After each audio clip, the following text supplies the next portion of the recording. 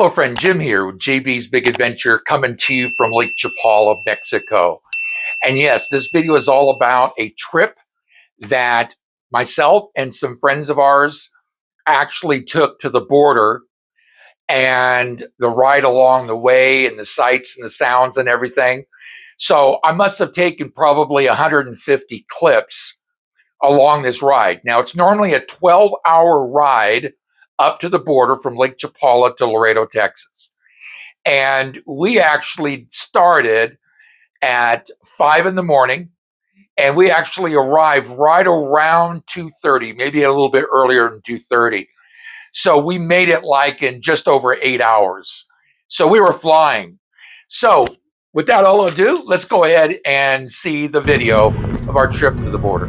At 5 a.m. in the morning, and it was raining. Actually, it was storming. So this is, it's obviously becoming daybreak and the sun coming up.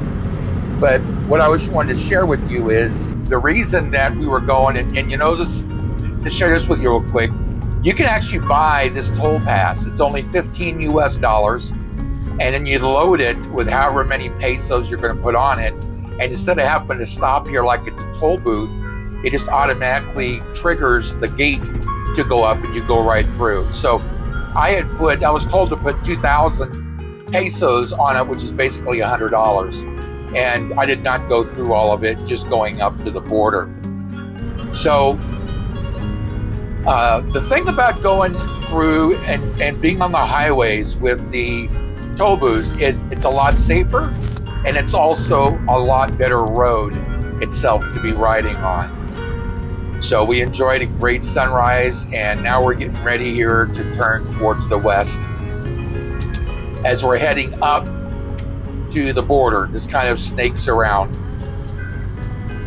So what I wanted to share with you is the reason we caravanned up. There was actually 4 vehicles in this caravan. The gentleman that I'm following in a Toyota is a really good, like my best friend.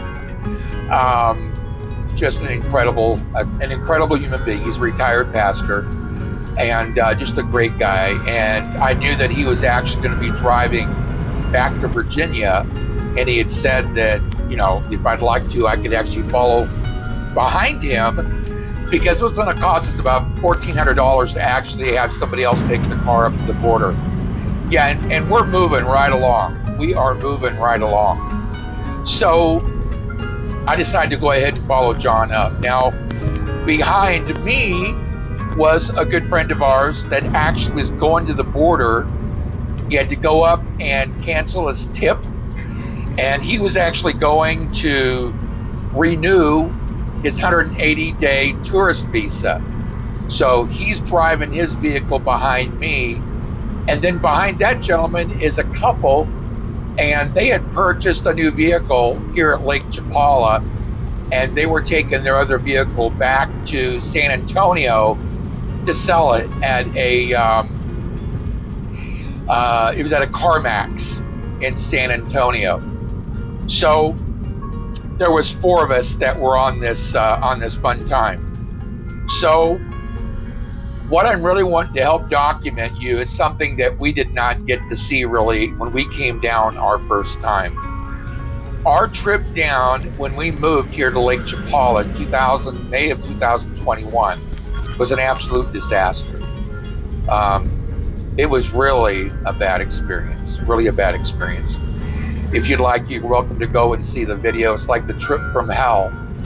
And it actually was so bad, it actually took me about 1.5 to 2 years before I even was willing to do the video talking about it.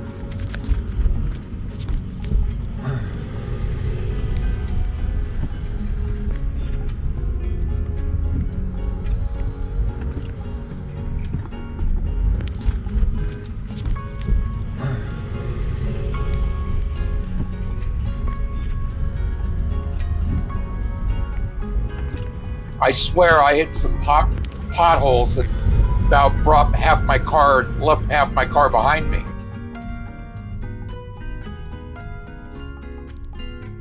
So here is a I don't know exactly what this is, but I think it's at the border of Zacatecas, which is actually another state in Mexico. But there was really no kind of fanfare or anything that took place here. Just, I don't know, just a pass that's in Mexico.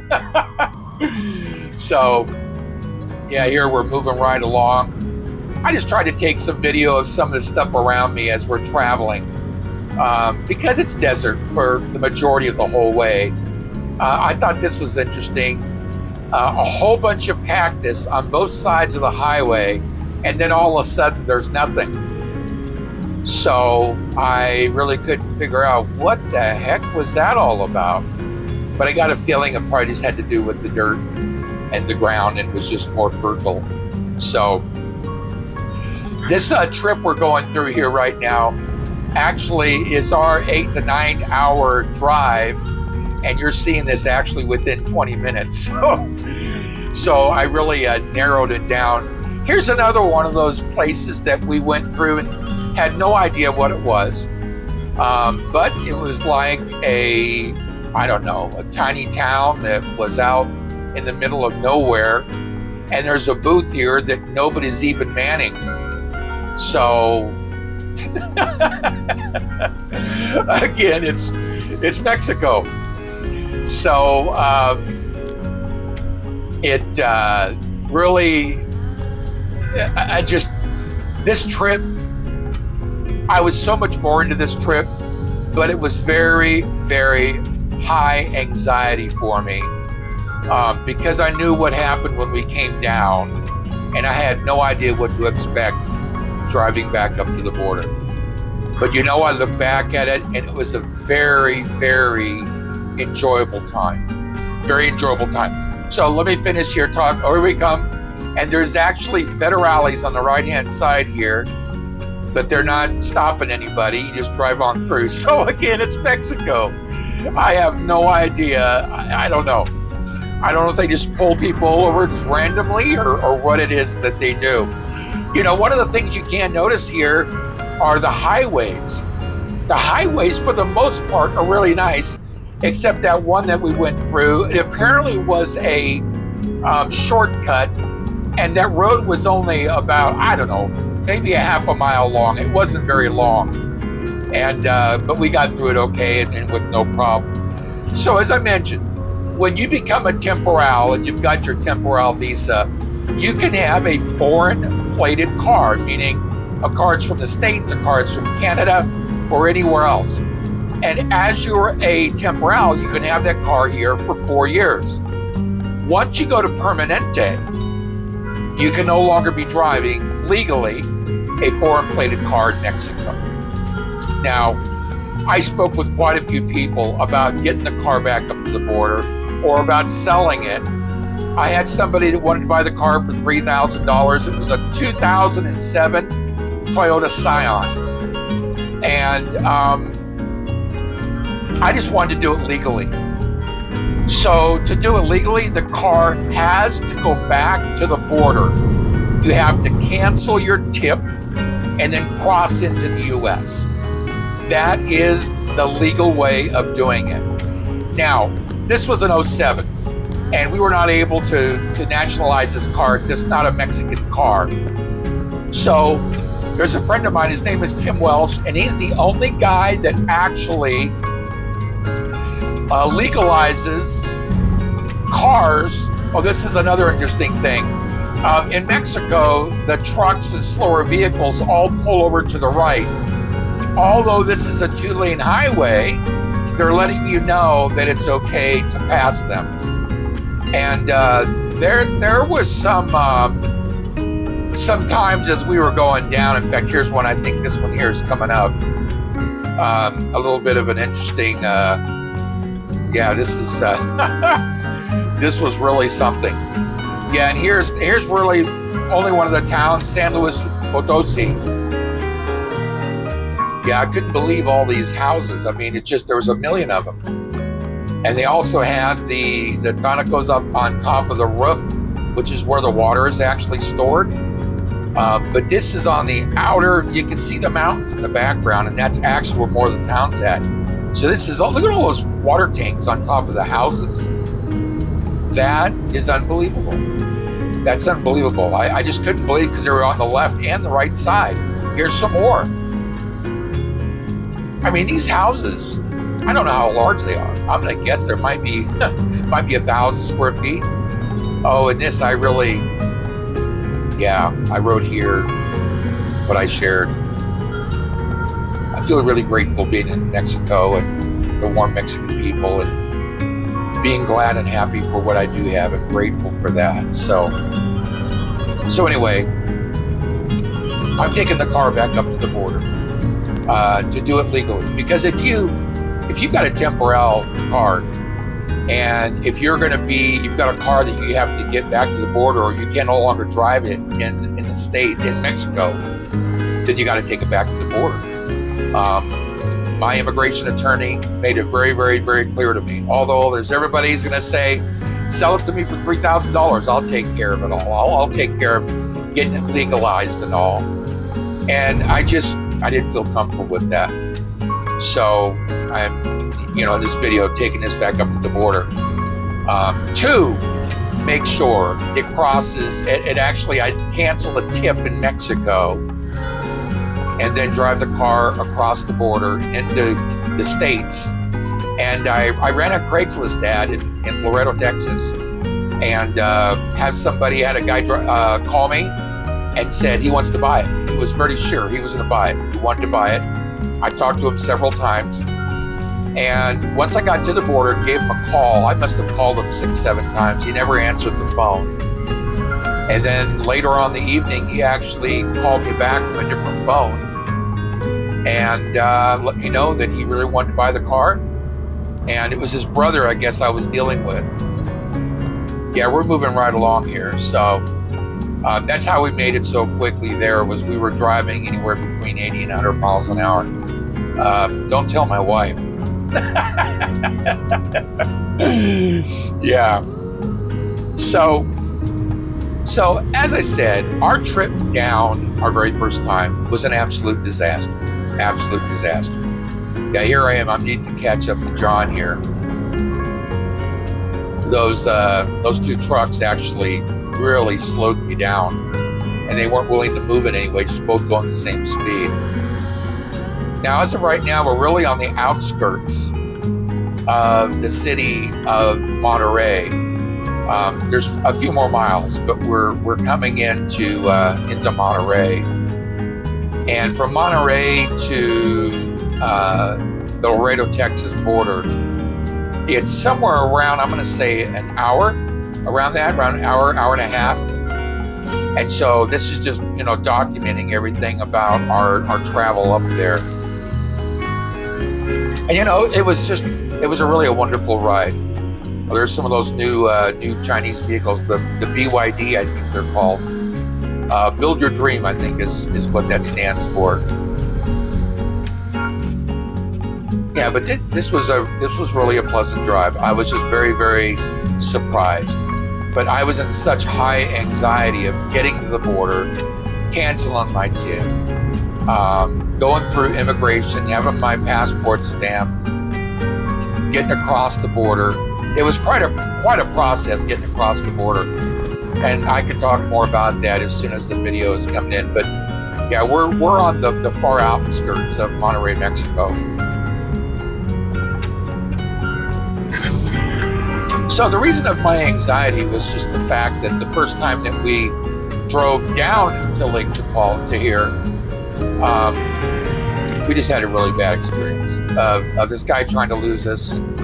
We feel he just wanted to keep our stuff, because we drove down a 5x9 U-Haul trailer, single axle U-Haul trailer, behind our car down to Laredo, Texas. But then we had to turn it in, and we were referred to a guy that loaded everything onto his flatbed and drove it down here to Lake Chapala. He charged us $1,370. We did not know any better. We just figured that this was a regular thing, $1,370, and we had to pay him in advance. So we did, we did. And that's the reason. Oh yeah, just then that gate arm actually came down on top of me and hit the top of the car.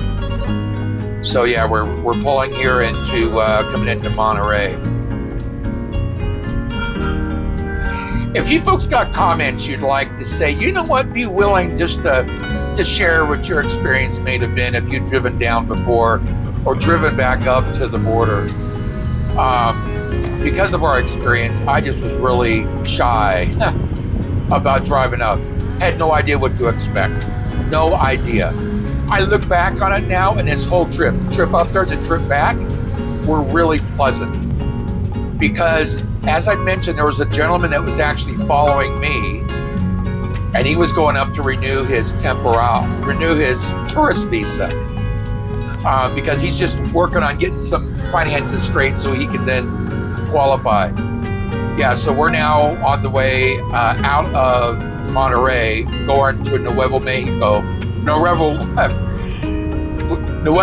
Laredo, which is on the Mexican side, and Laredo, Texas is on the other side. So as you can tell, for the most part, it was a very pleasant trip. And so we got to the border, and the friend of mine behind us, another subscriber, goes to church with us, just a really, really good guy from the States. And as a matter of fact, he also had hospital stay, surgery and all, at San Antonio Hospital, and Medicare took care of it, just like they did my wife's hospital bill. So now we're going through actually get to Nuevo Laredo. The reason I say Nuevo Mexico is because of the fact that's where we moved from Albuquerque to Mexico. So I get those two bundle up a little bit sometimes. But once we got up there and we crossed the border and I sold the car, the gentleman following me had to actually get his tip back, and then he was driving down. I was not aware that he was actually driving without anybody. And he's in his mid-70s, and I just felt bad of him coming back by himself. So I decided not to fly back to Guadalajara, but instead to ride down with him to give him company, and our friendship deepened even more. Just the fact of the amount of time that we were together. This is actually a 2-day trip. You leave in the morning even, and you drive basically for 6 hours a day, and you will make the trip in 2 days. But we started really early, and we flew back up to the border. So now, I don't know what this was all about. This was immigration apparently, and I don't know if it was because we were coming into a different state or what it was, but they never even pulled us over or anything. They just waved us on through. So here again's another checkpoint that you can see the federale on the right-hand side talking to folks. This guy on the left is just like waving people through. So never got stopped. So no problem with that.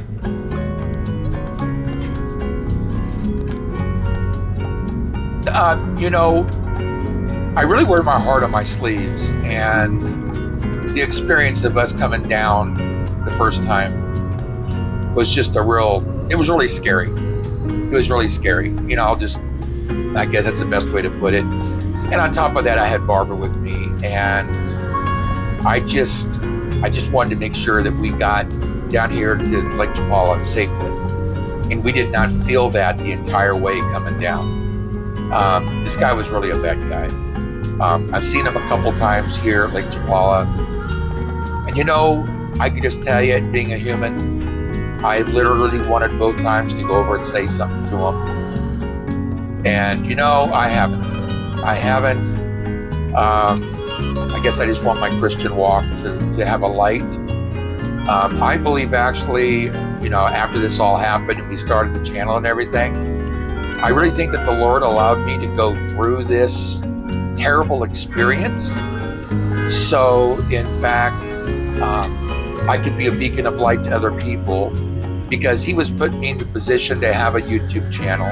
When we left Albuquerque and came down to Lake Chapala, I was planning on doing nothing except just chillax. Just not have any plans of doing anything and just relaxing, kicking back.